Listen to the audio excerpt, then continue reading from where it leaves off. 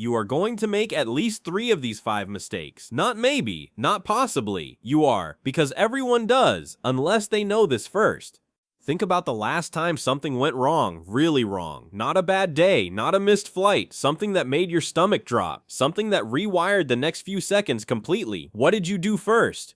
Here's what nobody tells you. All 5 are wrong. Not slightly wrong, not understandable, but suboptimal wrong. Significantly, measurably, documentably wrong. The kind of wrong that shows up in the statistics afterward, in the column labeled preventable outcomes. I've spent years going through those statistics, and the thing that hits me every single time, the thing I can't shake, is how consistent it is. Different crises, different cities, different decades, same 5 mistakes over and over and over again. And most people, they'll make at least 3 of them in the first hour. So we're gonna go through them today, all 5, in reverse order, because number 5, you'll see it coming. Number 4 will make you uncomfortable. Number 3 will surprise you. Number 2 is going to hit different. And number 1, the one nobody talks about, the one that doesn't make the news, the one that survival guides almost never address, that one is going to stop you cold. Let's start the clock. Before we get to number 5, you need to understand one thing, one short, uncomfortable thing. Your brain wasn't designed for modern crises, it was designed for ancient ones.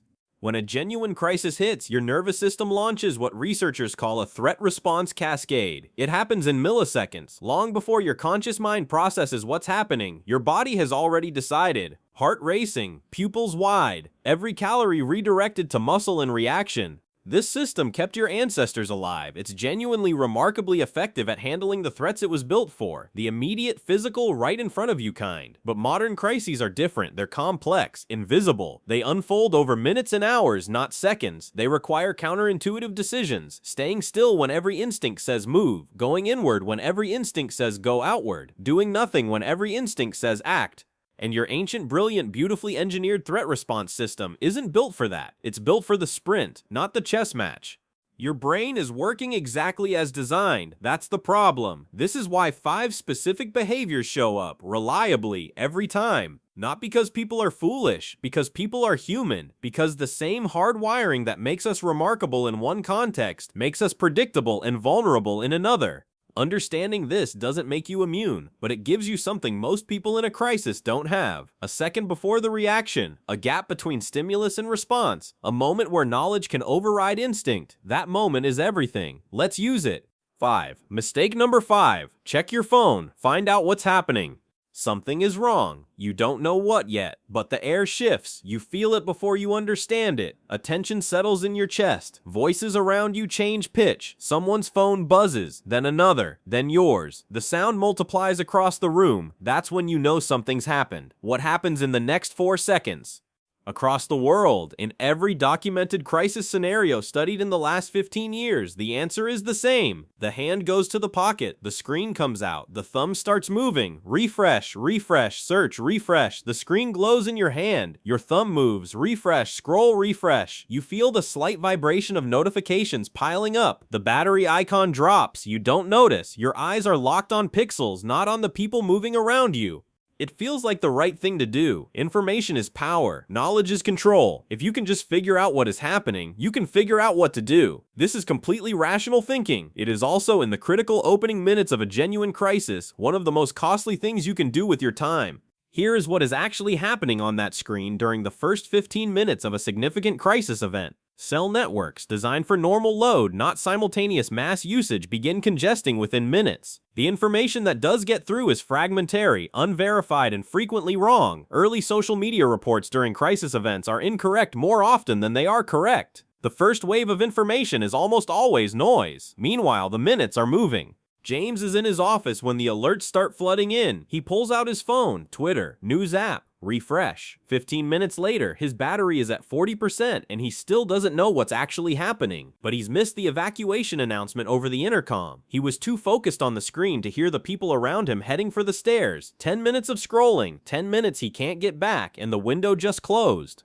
I've gone through the timeline data from multiple large-scale disruption events. The pattern is consistent. The people who spent the first 10 to 15 minutes consuming information, refreshing feeds, watching clips, reading updates, almost universally report the same thing afterward. They felt busy. They felt like they were doing something. They were not doing something. They were watching.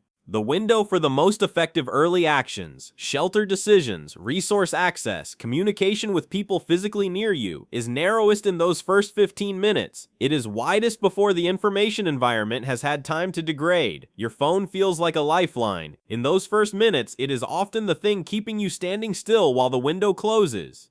Here's what the people who navigate crisis openings will actually do. They make 1, maybe 2 targeted communications, a location sent to a family member, a direct call to someone who needs to know where they are, and then they put the phone away and look at what is directly in front of them. The world in front of you contains real information. Your screen contains a rumor about the world in front of you. One of those is more useful right now. Number 5 seems obvious in hindsight. Number 4 never does, and that's exactly what makes it so consistent. 4. Mistake number 4. Get supplies. Go to the store. It starts as a reasonable thought. If something is wrong, really wrong, I need food, water, batteries, medicine, the things that keep a household running when the normal systems stop running. And the place where all of those things live, the place your brain has associated with supply and abundance your entire life, is 3 miles away. So you go, and so does everyone else. This is the part that the data captures so clearly it almost looks choreographed. In every significant regional disruption event with documented behavioral data, the same thing happens within the first hour. A wave, sometimes tens of thousands of people, sometimes more, converges simultaneously on the same locations. Grocery stores, pharmacies, gas stations, hardware stores. The logic is identical across every single person in that wave. I need supplies. Supplies are there. I should go now before it gets crowded. The irony is that this logic, multiplied by thousands, creates exactly the situation everyone is trying to avoid. The crowd they were trying to beat, the empty shelves they were trying to prevent, the gridlock they were trying to outrun. I want you to picture a specific moment, not an abstract crowd, a specific one. A woman, let's call her Carol, leaves her house 40 minutes after something goes wrong in her city. She has a list. She is calm. She is practical. She is doing exactly what her instincts are telling her to do. She pulls into the parking lot of a grocery store she has visited hundreds of times. The parking lot is already full, not busy, full. Cars parked on the curb, on the grass median, blocking other cars in. Inside, the air is thick with tension, cartwheels scraping against linoleum, voices sharp edged with panic. The fluorescent lights hum over empty shelves. Someone's yelling at a clerk. You can smell it, sweat and anxiety mixing with the refrigerated air that doesn't quite mask what's underneath. The cart area is empty because every cart is already in use. The bread aisle gone, the water aisle bare metal shelving, the battery section picked clean. Carol has driven 3 miles, used fuel she cannot easily replace, spent 40 minutes in a crowd of anxious people competing for diminishing resources, and returned home with a fraction of what she needed. And she's not alone. She's one of 10,000 people making the same decision in the same hour. 40 minutes, 3 miles, 0 supplies. That's the math most people don't do until it's too late. The trip itself was the problem, not the empty shelves. The trip. Because here is what was happening while Carol was inside. The roads around the store were gridlocked. The parking lot had become a pressure point. And the supplies Carol needed? They didn't disappear from the world when the store ran out. They were always more accessible from a home stockpile built before the crisis. A neighbor with surplus. A secondary location with lower foot traffic.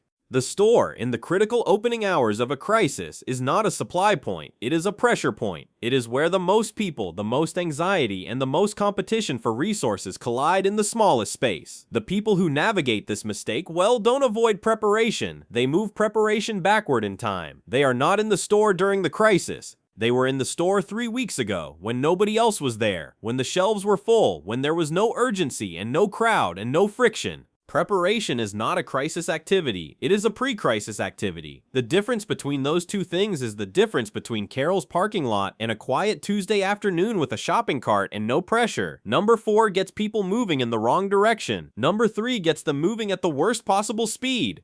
3 mistake. Number 3, get in the car, drive away. This one feels the most rational of all 5. Distance equals safety. If something is happening somewhere, the answer is to be somewhere else. This is not a flawed instinct. In many historical scenarios, mobility has been the difference between safety and difficulty. There are absolutely situations where moving is the right answer, but here is what the movement instinct doesn't account for. What it can't account for, because it is a fast, ancient response operating without the data it needs. It doesn't know about everyone else.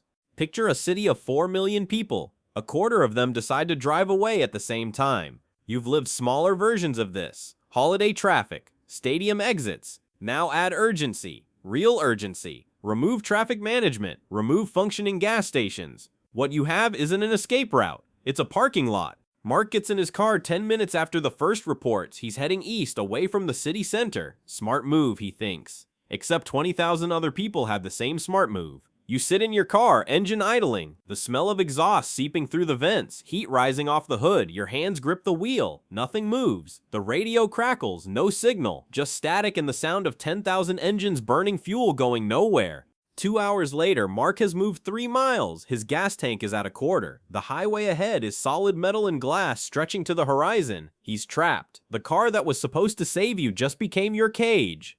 The person who gets in the car isn't wrong to want to move. They're wrong about timing. In gridlock, your car becomes the least mobile object around. You're slower than on foot, more exposed than in shelter, consuming fuel you can't replace, and you're committed to a route that gets harder to reverse as traffic solidifies around you. This isn't an argument against moving, it's about timing. The people who move well never move in the first wave. They let the gridlock exhaust itself. They use that window to assess, to gather real information from their immediate environment, to make a deliberate decision rather than a reactive one. Movement as a reaction is almost always premature. Movement as a decision, timed, deliberate, informed, is often essential. The difference between those two is not speed, it is thought. Thought requires stillness. Even 30 seconds of not moving while your instincts scream at you to move. 30 seconds of stillness. That's all it takes to change the outcome. That stillness has kept more people in the survival window than I can count from the accounts I've read. Not because of what happened in those 30 seconds, because of what didn't. Number 3 gets people moving when they should be still. Number 2 gets them moving toward the people they love most. And that's the hardest one to hear. Mistake number 2. Find your people. Get to them now. I want to be careful with this one. The impulse to move toward the people you love in a crisis is fundamentally human, ancient, powerful. It's kept families intact through centuries. I'm not here to tell you it's wrong to love people. I'm here to tell you that acting on that impulse without a plan, right now, immediately, before you have information, before you've assessed your own situation, can put both you and them in a far more difficult position than if you had stayed exactly where you were. Let me show you why. Picture a father. He's at work when something happens. Downtown, his office is on the 14th floor of a building in the city center. His daughter is at school, a school that is 12 miles away, in a quieter part of the city, well outside whatever is unfolding in the center. His daughter is in this moment in one of the most protected places she could be. A solid building, adults trained in emergency protocols, a structured environment designed to protect children in exactly this kind of situation. She is accounted for, she is sheltered, she is not in the chaos. Her father does not know this. He knows one thing, she is 12 miles away and something is wrong. He leaves the building, he gets in his car, he enters the gridlock that is already forming on every major road out of the city center. He sits in his car, hands white-knuckled on the wheel, the AC running, burning fuel, the smell of exhaust seeping through the vents. His phone buzzes, alerts he can't answer while stuck in traffic, the steering wheel warm under his palms, nothing moves ahead, just brake lights stretching to the horizon. He sits there, exposed, consuming fuel, separated from the shelter he just left, moving at 2 miles per hour toward a school that is handling the situation correctly, toward a daughter who is more protected right now than her father is. An hour later, he has moved 4 miles. His phone battery is at 12%. The road ahead is completely stopped. And he is no closer to his daughter than the building he left. A building that had a basement, had mass, had shelter, had people around him who needed exactly the kind of calm and decisive thinking that love unguided just stripped away from him. 12 miles, 1 hour, 4 miles moved. That's love without a plan. This scenario appears in almost every major urban crisis documented in the last 30 years. The convergence pattern, people moving toward family across a disrupted city, creates some of the most challenging situations in the entire timeline. Moving through chaos out of love without a plan transforms strength into vulnerability. Research on family reunification shows this consistently. The families who reconnect fastest had a plan before the crisis, a meeting point, a protocol, a shared understanding of what each person should do in the first hour, which almost always means staying put and sheltering until the initial chaos has passed. The plan converts impulse into protection. It gives love a shape that actually works. The plan you make today could protect them tomorrow. The impulse you follow tomorrow could affect you both significantly. I know this is hard to hear, but the most loving thing you can do in the first hour is often to stay where you are, sheltered, calm, conserving resources, and trust the plan you made before you needed it. Make that plan now, before you need it. That is the only moment when love and logic can work together instead of against each other. Number 2, moves people toward risk in the name of the people they love most. Number 1 does something quieter, something more invisible, something that doesn't look like a mistake at all. That is exactly what makes it the most challenging of the 5. One mistake number 1, wait. Someone will handle this. This one doesn't announce itself. It doesn't feel like a mistake. It doesn't feel like anything really. It feels like patience, like reasonable caution, like not overreacting, like being the calm one in the room while everyone else is panicking. It is the quietest of the 5 mistakes, and it is the one with the longest shadow.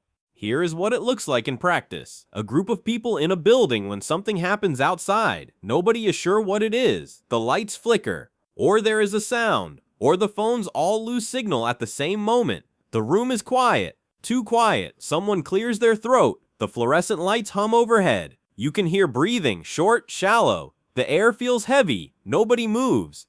The room goes still. People look at each other. Someone says, "Let's wait and see what happens." Someone else nods. A third person sits back down. They are waiting for clarity, for an authority figure to appear, for an announcement, for someone with a role, a manager, a security guard, a government official, anyone, to arrive and take the weight of the decision off their shoulders. And while they wait, the window closes every single time. This is diffusion of responsibility. The more people present in an ambiguous situation, the less any individual feels personally responsible for acting. Everyone assumes someone else is handling it. Everyone waits. And while they wait, the window moves. In a crisis, this costs time, the one resource that doesn't come back. The shelter decision, easy at minute 2, becomes complicated at minute 20. The resource accessible at hour 1 is gone at hour 3. The route clear in 30 minutes is gridlocked an hour later. Someone has to decide. The question is, will it be you? There is almost always someone in the room who acts. Tom is in that room. He knows something's wrong. He looks at his coworkers. They're all looking at each other, waiting. Tom stands up. "We should go to the basement," he says quietly. 3 people follow him immediately. The rest wait. 5 minutes later, the rest wish they'd moved. Not because they're braver, because something in them, built from preparation, from having thought about this before, moves them past the waiting. And the people around them follow. One person who moves calmly toward a better decision creates gravity that pulls others. One person who says quietly, "I think we should move to the interior now." That person changes the outcome for everyone in the room. You're watching this. You haven't looked away. You haven't scrolled past. That makes you the kind of person who acts, not waits. The 5 mistakes aren't flaws. They're defaults. What happens when preparation hasn't replaced instinct yet? The distance between default and prepared is smaller than you think. It's not a bunker. It's not a decade of training. It's the willingness to think about this before you have to, which is exactly what you are doing right now. Number 1 is waiting for someone else to handle it. You just decided not to. 5 mistakes, 1 route, every single one of them. The phone, the store, the car, the desperate drive toward the people you love, the waiting. They all come from the same place. The belief that the crisis will behave like normal life, that the tools of normal life will work, that the systems will hold, that someone somewhere has already taken responsibility for what happens next. They haven't, they won't, they never do in the first hour.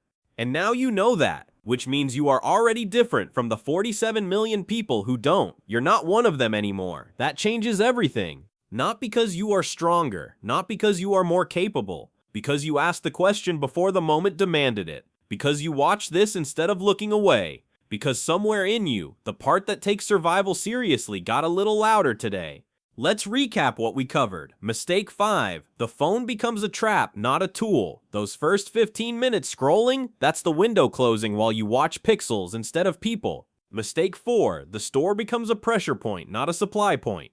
Carol drove 3 miles into chaos for supplies that were always more accessible from a home stockpile built before the crisis.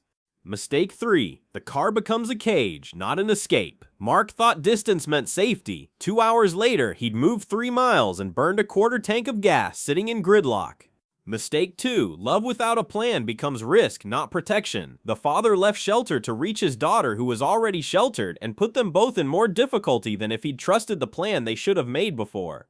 Mistake 1. Waiting for someone else means the window closes while you watch. Tom stood up and said, "We should go to the basement." 3 people followed immediately. The rest waited. 5 minutes later, the rest wished they'd moved. 5 mistakes. 5 windows. All of them closable with one thing: preparation before the crisis, not during. The 5 mistakes aren't permanent, they're fixable, and fixing them starts with knowing they exist. Here is what I want you to do with that. Before you close this video, do 3 things. 1. Think about where you'd shelter if something happened right now. In this building, in your home, at work. Know the answer before you need it. Not a vague idea, a specific room, a specific location, the basement, the interior hallway, the reinforced structure. Know it the way you know your front door.